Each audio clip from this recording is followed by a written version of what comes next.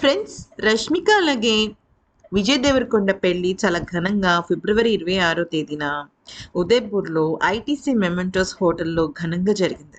అయితే వీళ్ళు నిజం చెప్పాలి అంటే మొదట తెలుగు పద్ధతిలో, అంటే విజయ్ దేవరకొండ తెలుగు అబ్బాయి కాబట్టి ఆ తెలుగు పద్ధతిలో, ఆ తర్వాత కొడవ రీతిలో రెండు సెరమనీలు జరిగాయి. అంటే 2 సార్లు పెళ్లి జరిగిందనమాట వీళ్ళిద్దరికి.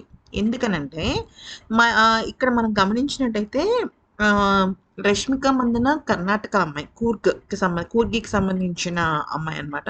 సో, వాళ్ళ సాంప్రదాయం ప్రకారం ఏమైంది అంటే, అక్కడ కొడవ పోర్క్ కర్రీ అంటే పంది మాంసం కూర పెట్టడం అయితే జరిగిందనమాట పెళ్లిలో. సాధారణంగా ఏంటంటే తెలుగు సాంప్రదాయంలో పెళ్ళిలో అయితే నాన్ వెజ్ చాలా తక్కువ మంది పెడుతుంటారు. కొన్ని ఏరియాస్ మట్టుకే పెడుతూ ఉంటారు. కానీ అక్కడ పంది మాంసం పెట్టడం జరిగిందంట. ఓకే.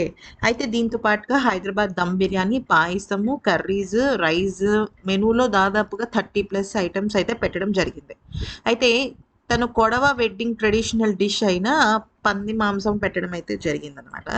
సో, అయితే వాళ్ళ పెళ్ళికి అంటే ఉదయపూర్‌కి వెళ్ళిన అంబానీ కుటుంబం వాళ్ళ పెళ్ళికైతే వెళ్లారు కానీ అక్కడ భోజనం చేయలేదు. ఎందుకనంటే అంబానీ కుటుంబం ప్యూర్ వెజిటేరియన్ కుటుంబం అనమాట. వాళ్ళు గుజరాతీస్ కాబట్టి వాళ్ళు అక్కడ భోజనం చేయడానికి ఇష్టపడలేదు. సో, హఠాత్తుగా అక్కడి నుంచి వెళ్ళిపోయారు. సో, వాళ్ళు యాక్చువల్లీ ఆ వైబ్ కూడా వాళ్ళకి నచ్చలేదని సోషల్ మీడియాలో విపరీతంగా టాక్ నడుస్తుందనమాట. ఎందుకనంటే సాధారణంగా కొంతమంది కొన్ని రకాల మాంసాహారాలను ఇష్టపడరు.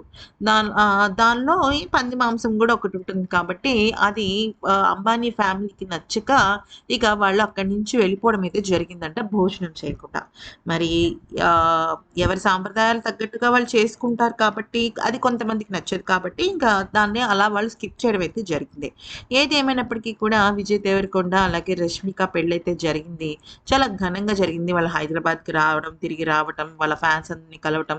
అయితే మార్చి 3వ తేదీన తాజ్‌లో వాళ్ళ రిసెప్షన్ అయితే జరుగుతుందనమాట. దానికి అందరూ వస్తారు. మొత్తం అతిరథ మహారథులందరూ వస్తారనమాట. ఈ వీడియో గనుక నచ్చినట్లయితే లైక్ చేసి సబ్స్క్రైబ్ చేసుకోండి.